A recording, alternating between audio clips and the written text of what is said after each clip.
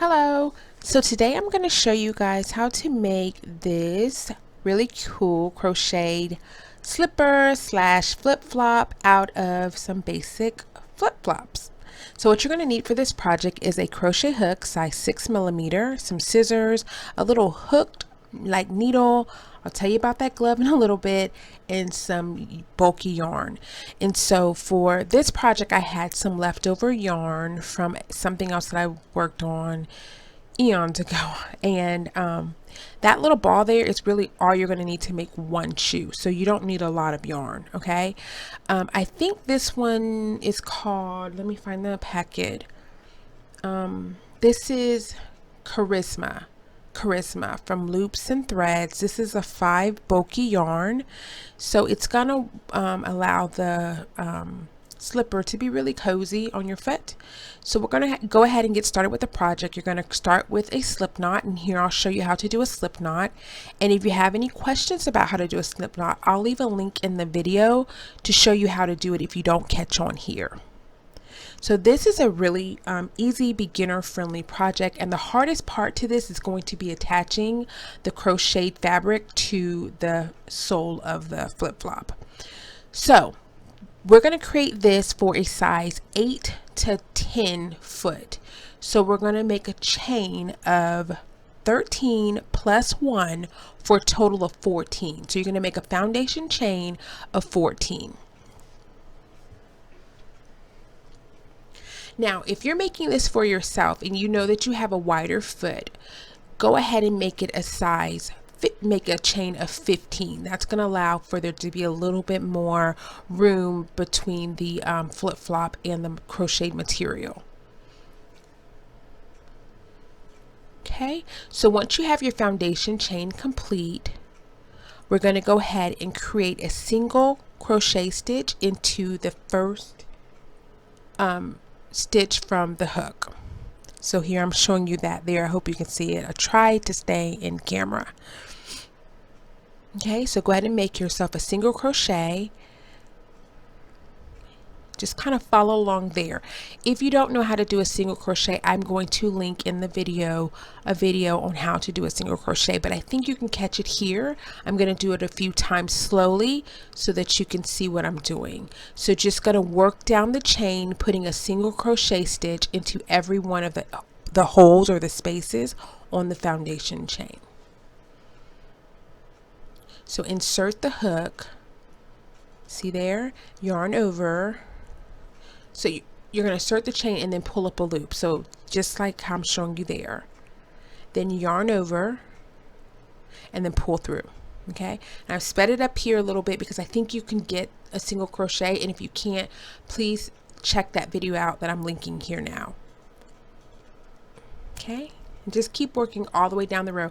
And I'm showing you here, I'm slowing it down just so you see that how the work will kind of gather up, but it's okay, it will stretch right back out. So don't get discouraged if your work is starting to curl up a little bit, and that's because too I have a lot of tension, so my stitches are a little bit tighter, so I'm used to that. But I always tell you guys to be relaxed and try to make sure that you don't have too tight of a tension, because you're going to have to work your way back through the foundation chain. Okay, when you get to the end, you're going to want to chain 1, and then you're going to turn your work, which just means flip your work over, and you're going to work back down the row.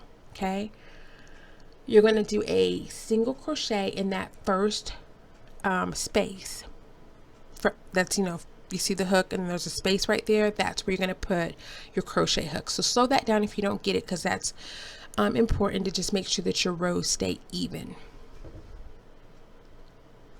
Okay, you should be making 13 single crochets in this row.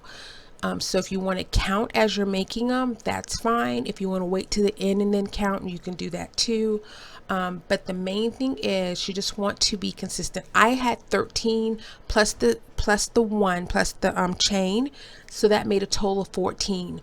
But if you have 12, then just make sure you do 12 all the way up. I hope that makes sense.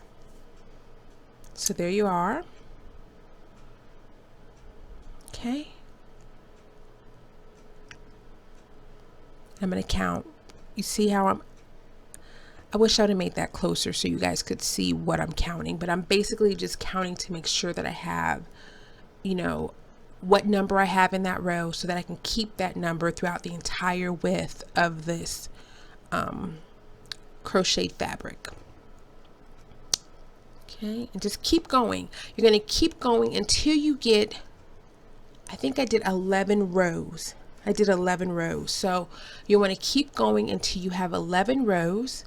And I measured it. It was 4 by 5.5. That's how wide, what the measurements were for this this little, I don't know what you call this, a little swat. We'll just call it crochet fabric. Okay, and since you've already done a shoe, or since I've already done a shoe, basically you want to just make sure that your right foot and your left foot are the same. Okay, now let's talk about the shoe real quick because we're done with the fabric. Let's go, well first let's finish it off. So to finish it off, you're going to go ahead and insert your crochet hook. You're going to go ahead and cut the yarn from whatever's remaining. See, there's not much, but you can see it. You don't need a lot.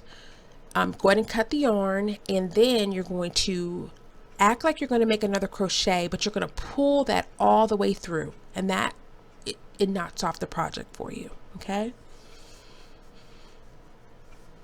Okay, so now let's talk about the deconstruction of the flip-flop. So it's really important when you purchase your flip-flop that you get a shoe that's got some quality to it.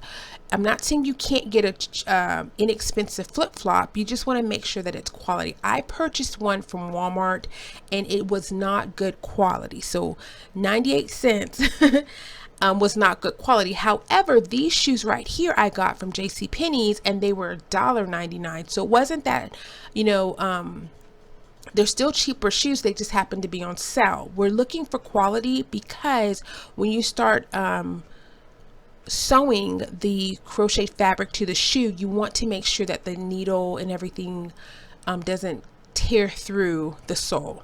So here I am, I'm just cutting off the Y strap. So I'm deconstructing it. And if you flip the shoe over, you'll have these little plugs. And that's what kept the Y strap in place. I kept my plugs and I'm gonna just glue them back into the holes, because if I want to wear these shoes outside, I don't want my foot to get you know, any water or anything in it. So all I'm doing here is I'm just cutting it so that it's even. So I don't want that piece of plastic to stick up into the shoe and hurt my foot. So I'm just cutting it so that the little fabric, the plastic is even with the sole of the shoe, actually just a little bit shorter than the sole of the shoe. And then I'm going to glue that in, and I used E6000, but you can use hot glue or, you know, whatever glue that you find that works. Okay, so I did that for all 3 plugs. And you don't have to put this back in. You know, I'm a little bit extra, so I do a little bit of extra steps, but you don't have to. I mean, a little bitty hole ain't gonna stop the show. You don't have to put these back in. Okay, so I just want to make sure I'm showing you that they're smooth, basically. Now it's time to attach the crochet fabric to the shoe. Because I've already constructed one of my shoes, I'm just, at this point, I'm trying to make sure that they're even. And so I stayed right below that little yellow pyramid looking thing, and I want to do the same thing for the other shoe. So that's the same thing for you. Whatever shoe sole you have, look for some kind of indicator so that you can keep the same, you know, measurements for both shoes.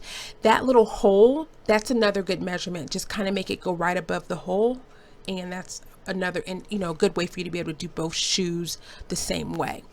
So what I'm using here is I have these little what do you call these, like pearlized pins, and I'm just sticking those into the shoe. Now they can serve dual purposes. If you like the way that looks, or you have some decorative looking pins, you can leave those in, and that's actually kind of cute. And actually that's what I did with these shoes. But right now, the purpose of this is just to keep the fabric in place so that I can sew it down to the shoe. And now these little pearl pins I've already had them, but you can get them from Walmart. You can get them from Joann's Fabric or any places like that. And they're usually like $1.99, $3.99. They're not terribly expensive. And if you don't have these type of pins, you can always use like, anything that would stick into rubber to kind of keep the fabric, the crochet fabric in place, just so that you can sew it down. So if you have like thumbtacks, that would work too. And I found this little needle. This is a hook needle. I wish I knew the real name for it, but I got it from Walmart, and it came in a pack of like 5 other needles, and it's better than the straight needle because it curves in a way where it just helped that I didn't have to do so much work trying to get it to go through the bottom of the shoe and out the side of the shoe. You could absolutely use a straight needle and just have it come up and down. But anyway, I thought the curved needle worked just as fine. Now, I'm always telling you guys this. I'm not a sewer. I don't know why I keep throwing that disclaimer out, but because I'm not a sewer yet, I don't have a thimble. So what I used was these dish gloves.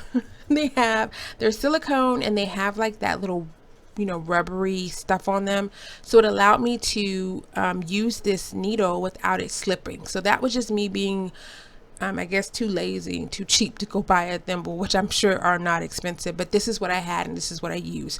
So I took some yarn that I already had, which is like a 4-ply yarn. And if you have a thinner yarn, that would work even better because it's easier to thread through the needle.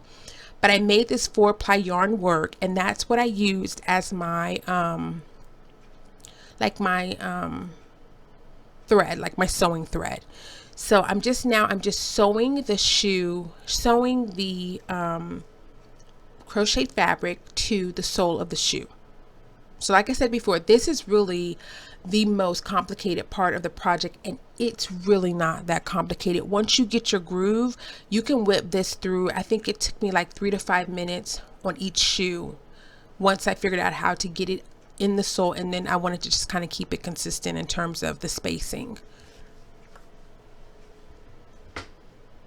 It was really cute and easy. So here I am just kind of showing you how I ended it. So I went all the way down to the end of the fabric and back up, and then my 2 end pieces I tied together. So I hope that makes sense. I sewed it all the way down, and then I sewed it all the way back up again, so kind of to reinforce it.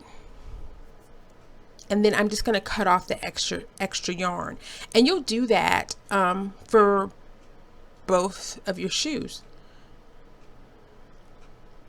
That's really it, guys. This is a really fun, easy project. Like I say, it's easy for beginners, and I got inspiration from this because right now what's really popular are these furry sandals or furry flip-flops. I see them everywhere, and to me, I was like, well, what can I do with my crochet skills to kind of mimic that same type of, I don't know. This is what I came up with. So I thought it was kind of cute, and honestly, like, my foot is really warm in the shoe, so it's kind of cool. And I use mine more as a house shoe. I don't really go outside in it, but you could, especially if you have like some all-weather like Scotch Guard that you can kind of spray on the crochet fabric, and then that way if it gets wet, it doesn't like soak through to your foot. So that's just like another step if you wanted to do that. So here I'm just showing you what it kind of looks like. It's a rough sew, but main thing is you just want to get that piece attached to the sole of the shoe. And that's pretty much it. You got yourself a really cute crocheted flip-flop / slipper. And here I am just showing that you can remove the pins. I'm just showing you that here. I actually ended up going back in and putting the pins back in because I thought they were kind of cute, and I felt like it just kind of added that extra level of protection so that the shoe, everything stayed attached. But you don't have to do that. The sewing was fine enough. Everything stays well intact. So anyway, if you have any questions or any comments, please be sure to leave that in the comment section down below. I'll leave some additional information on this type of project on my website, ahselland.com. So go there too if you want some like varying sizes. I'll try to do some for kids too, just, you know, so you guys can have that. But anyway, thanks again for watching. Please like and subscribe, and be sure to check out my last couple of videos. All right guys, see you later. Bye.